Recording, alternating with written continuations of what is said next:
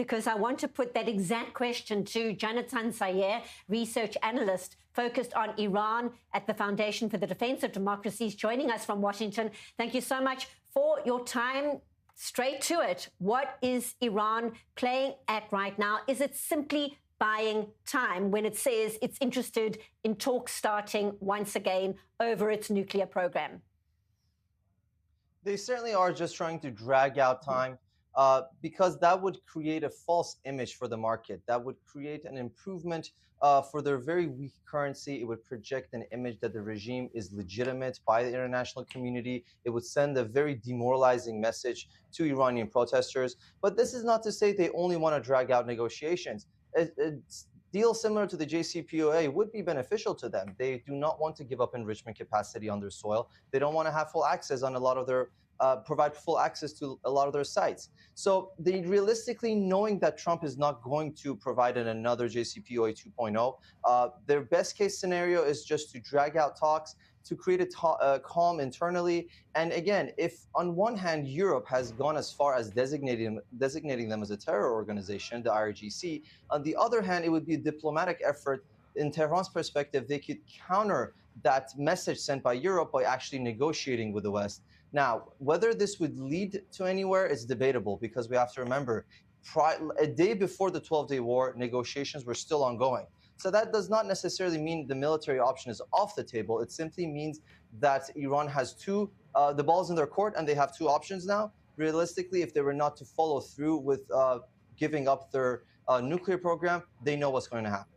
Then, Janatan, when you hear that regional mediators, Qatar, Egypt and Turkey are arranging this meeting between Steve Witkoff and senior Iranian officials in Ankara in the coming days, what is your sense of the leverage these mediators have right now? It's not about leverage as much as it's about their shared concern. These Muslim Brotherhood states, such as Qatar and Turkey, they have a vested interest in keeping the Islamic Republic afloat. They help each other finance terror groups. They, of course, fight against Israel and the United States' interest. At the same time, they also help with money laundering operations. It's really beneficial to them to keep the regime in place. They don't want to see a nationalist government in Iran. They don't want to see a strong Islamic Republic either. So this is a really great situation for them. Now, whether they have any leverage, that's debatable ultimately, because when we look at our allies in the region, it really comes down to which ones we have a shared interest in countering the Islamic Republic with. And Qatar and Turkey are no longer part of that, I guess, axis against the Islamic Republic. They're the enablers of Tehran. And when you hear that Steve Witkoff is going to visit Israel tomorrow, meeting with Benjamin Netanyahu, the Prime Minister, and Eyal Zamir, the IDF chief, amid these reports of these planned talks and speculation over a possible U.S. strike, what is your understanding of Israel's potential role, especially after the 12-day war? What kind of involvement do you see Israel having if the U.S. does, in fact, strike first?